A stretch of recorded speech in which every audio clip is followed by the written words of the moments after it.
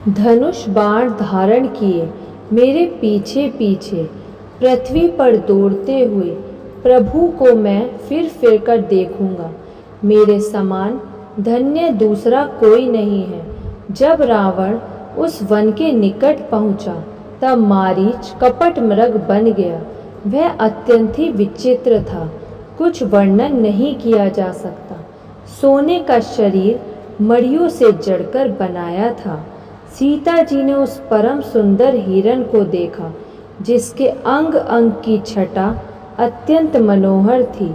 वे कहने लगी, हे देव, हे कृपालु रघुवीर, सुनिए, इस मृग की छाल बहुत ही सुंदर है।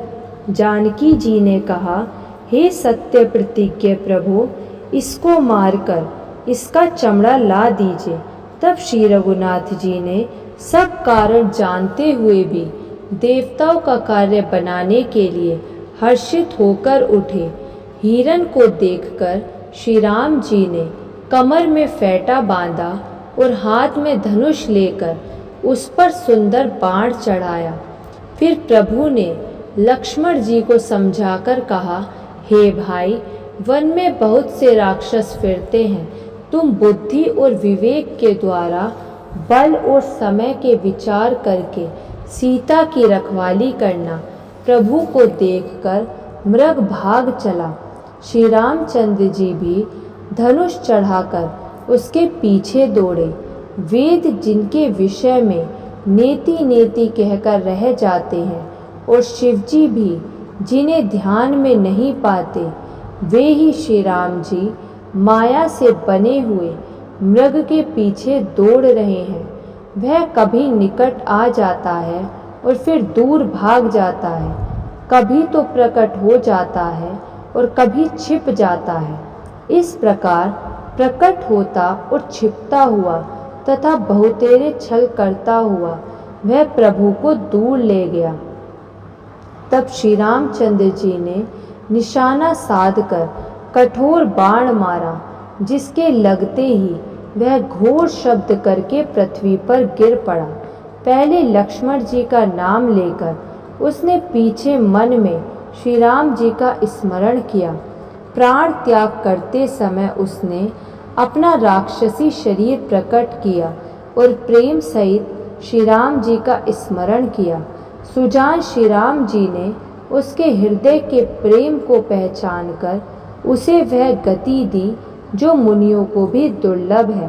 देवता बहुत से फूल बरसा रहे हैं और प्रभु के गुणों की गाथाएं गा रहे हैं। श्री रघुनाथ जी ऐसे दीनबंधु हैं कि उन्होंने असुर को भी अपना परम पद दे दिया।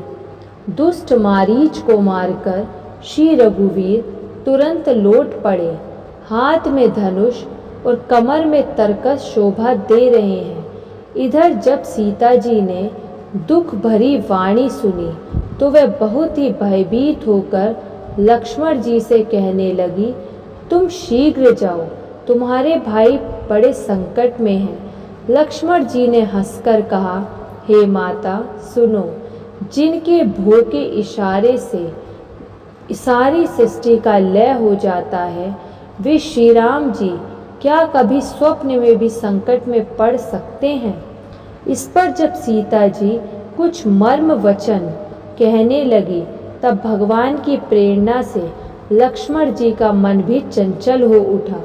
वे श्री सीता जी को वन और दिशाओं के देवताओं को सौंपकर वहां चले जहां रावण रूपी चंद्रमा के लिए राहु रूप श्री राम जी थे।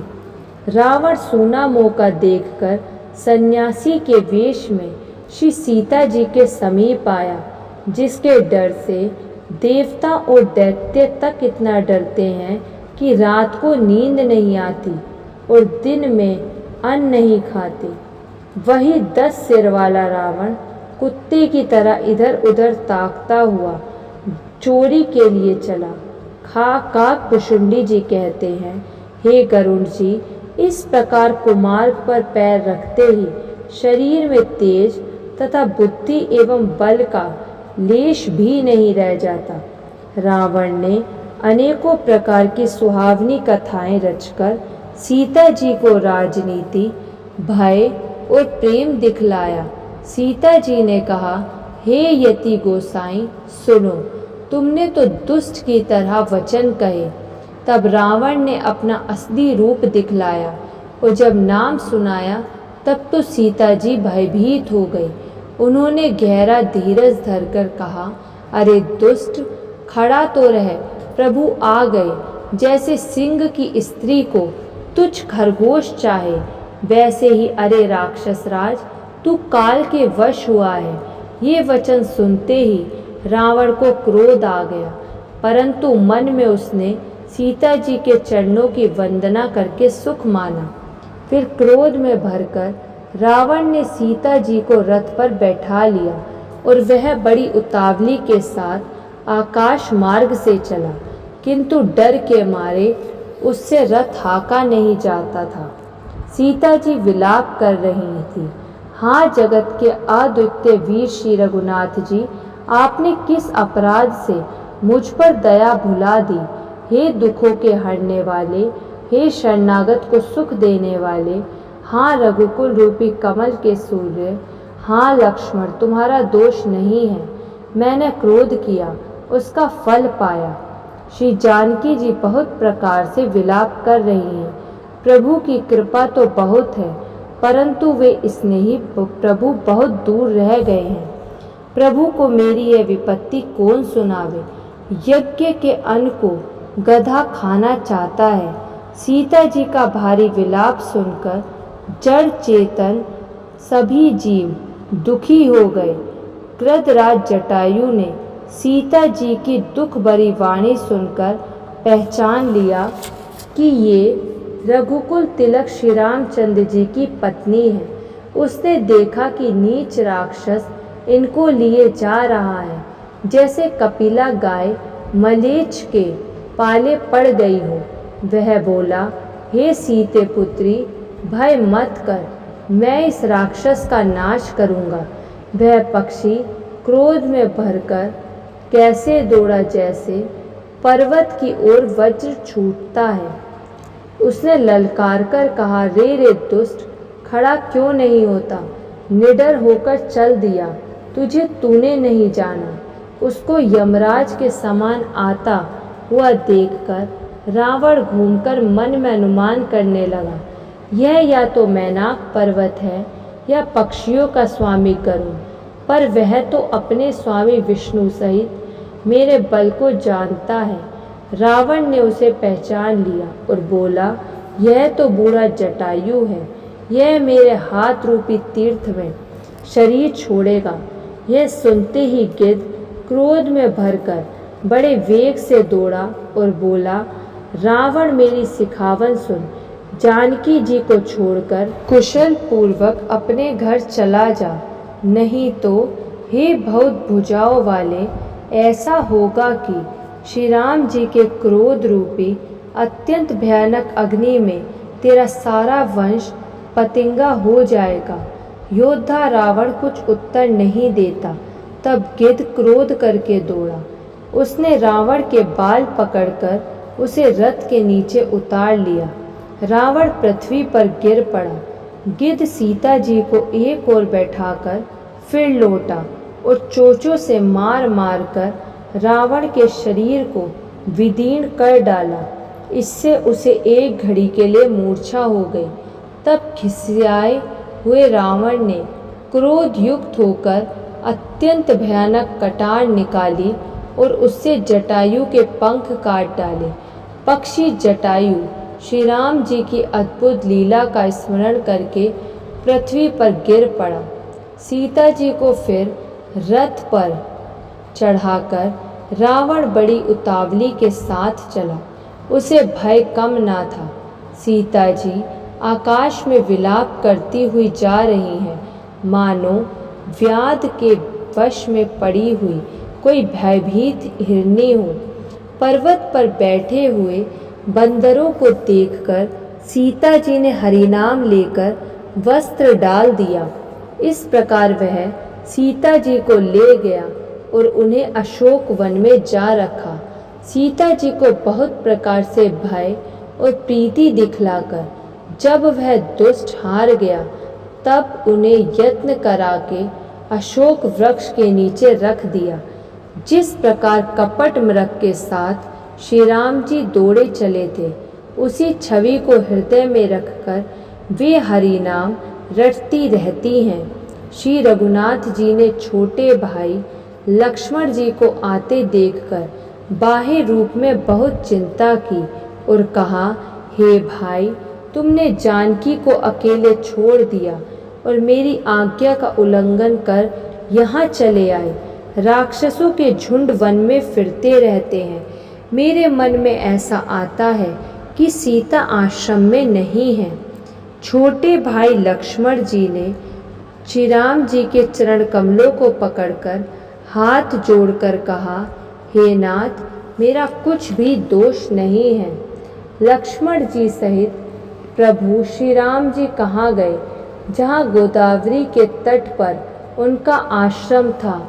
आश्रम को जानकी जी से रहित देखकर श्री राम जी साधारण मनुष्य की भांति व्याकुल और दुखी हो गए।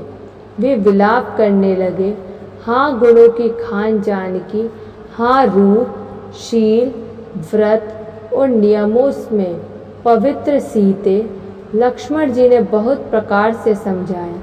तब श्री राम जी लताओं और वृक्षों की पंक्तियों से पूछते हुए चले, हे पक्षियों, हे पशुओं, हे भोरों की पंक्तियों, तुमने कहीं मृग नयनी सीता को देखा है? खंजन, तोता, कबूतर, हिरन, मछली, भोरों का समूह, प्रवीण कोयल, कुंदकली, अनार, बिजली, कमल, शरद का चंद्रमा और नागिनी, वरुण का पाश, कामदेव का धनुष, हंस, गज और सिंह, ये सब आज अपनी प्रशंसा सुन रहे हैं। बेल, स्वर्ण और केला हर्षित हो रहे हैं। इनके मन में जरा भी शंका और संकोच नहीं है। हे जानकी, सुनो, तुम्हारे बिना ये सब आज ऐसे हर्षित होते हैं मानो राज पा गए हों। तुमसे यह स्पर्धा कैसे सही जाती है? हे प्रिय, तुम शीघ्र ही प्रकट क्यों नहीं होती? इस प्रकार स्वामी श्री राम जी सीता जी को खोजते हुए विलाप करते हैं, मानो कोई महाविरही और अत्यंत कामी पुरुष हो। पूर्ण काम, आनंद की राशि, अजन्मा और अविनाशी श्री राम जी मनुष्यों के से पवित्र कर रहे हैं। आगे जाने पर उन्होंने गृधपति जटायु को पड़ा देखा। वह श्री राम जी के चरणों का स्मरण कर रहा था, जिनमें रेखाएं हैं। कृपा सागर श्री रघुवीर ने अपने कर कमल से उसके सिर का स्पर्श किया। शोभाधाम श्री राम जी का मुख देखकर उसकी सब पीड़ा जाती रही। तब धीरज धरकर गिद्ध ने यह वचन कहा, हे जन्म मृत्यु के भय का नाश करने वाले श्री राम जी, सुनिए। हे नाथ, रावण ने मेरी यह दशा की है। उसी दुष्ट ने जानकी जी को हर लिया है। हे गोसाई, वह उन्हें लेकर दक्षिण दिशा को गया है। सीता जी कुर्ज की तरह अत्यंत विलाप कर रही थी। हे प्रभु, मैंने आपके दर्शनों के लिए ही प्राण रोक रखे थे। हे कृपा निधान, अब ये चलना ही चाहते हैं। श्री रामचंद्र जी ने कहा, हे तात, शरीर को बनाए रखिए।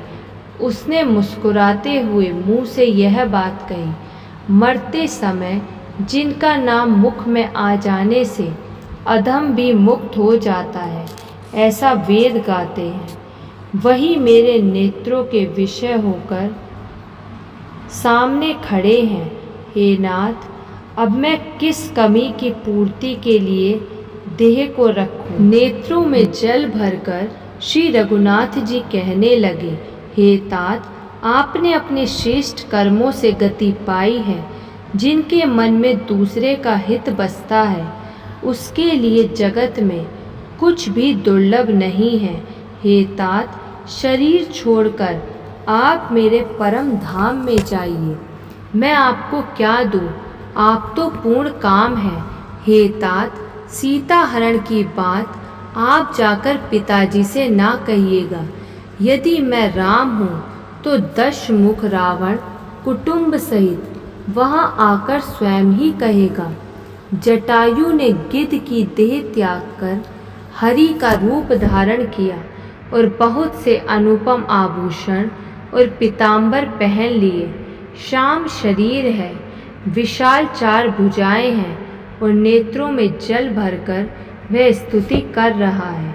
हे राम जी, आपकी जय हो। आपका रूप अनुपम है। आप निर्गुण हैं, सगुण हैं और सत्य ही गुणों के प्रेरक हैं। 10 सिर वाले रावण की प्रचंड भुजाओं को खंड खंड करने के लिए प्रचंड बाण धारण करने वाले, पृथ्वी को सुशोभित करने वाले, जलयुक्त मेघ के समान श्याम शरीर वाले, कमल के समान मुख और कमल के समान विशाल नेत्रों वाले, विशाल भुजाओं वाले और भव भय से छुड़ाने वाले कृपालु श्री राम जी को मैं नित्य नमस्कार करता हूँ। आप अपरिमित बल वाले हैं, अनादि, अजन्मा, निराकार, एक, अगोचर, गोविंद, इंद्रियों से अतीत, द्वंद्वों को हरने वाले, विज्ञान की घन मूर्ति और पृथ्वी के आधार हैं तथा जो संत राज मंत्र को जपते हैं उन अनंत सेवकों के मन को आनंद देने वाले हैं। उन निष्काम प्रिय तथा काम आदि दुष्टों के दल का दलन करने वाले श्री रामचंद्र जी को मैं नित्य नमस्कार करता हूँ, जिनकी श्रुतियाँ माया से परे ब्रह्म, व्यापक, निर्विकार और जन्म रहित कहकर गान करती हैं। मुनि जिन्हें ध्यान, ज्ञान, वैराग्य और योग आदि अनेक साधन करके पाते हैं, वे ही करुणाकंद शोभा के समूह प्रकट होकर जड़ चेतन जगत को मोहित कर रहे हैं। मेरे हृदय कमल के भ्रमर रूप उनके अंग अंग में बहुत से कामदेवों की छवि शोभा पा रही है, जो अगम और सुगम है, निर्मल स्वभाव है, विषम और सम है और सदा शीतल है। मन और इंद्रियों को सदा वश में करते हुए योगी बहुत साधन करने पर जिन्हें देख पाते हैं, वे तीनों लोकों के स्वामी रमा निवास श्री राम जी निरंतर अपने दासों के वश में रहते हैं। वे ही मेरे हृदय में निवास करें, जिनकी पवित्र कीर्ति आवागमन को मिटाने वाली है। अखंड भक्ति का वर मांगकर गृधराज जटायु श्री हरि के परम धाम को चला गया। श्री रामचंद्र जी ने उसकी क्रियाएं यथा योग्य अपने हाथों से की। श्री रघुनाथ जी अत्यंत कोमल चित्त वाले, दीन दयालु और बिना ही कारण कृपालु हैं। पक्षियों में भी अधम पक्षी और मांसाहारी गिद्ध था, उसको भी वह दुर्लभ गति दी जिसे योगीजन मांगते रहते हैं। शिवजी कहते हैं, हे पार्वती सुनो, वे लोग अभागे हैं जो भगवान को छोड़कर विषयों से अनुराग करते हैं। फिर दोनों भाई सीता जी को खोजते हुए आगे चले। वे वन की सघनता देखते जाते हैं। वह सघन वन लताओं और वृक्षों से भरा है। उसमें बहुत से पक्षी, मृग, हाथी और सिंह रहते हैं। श्री राम जी ने रास्ते में आते हुए कबंध राक्षस को मार डाला। उसने अपने शाप की सारी बात कही। वह बोला, दुर्वासा जी ने मुझे शाप दिया था, अब प्रभु के चरणों को देखने से वह पाप मिट गया। श्री राम जी ने कहा, हे गंधर्व सुनो, मैं तुम्हें कहता हूँ, ब्राह्मण कुल से द्रोह करने वाला मुझे नहीं सुहाता। जय श्री राम।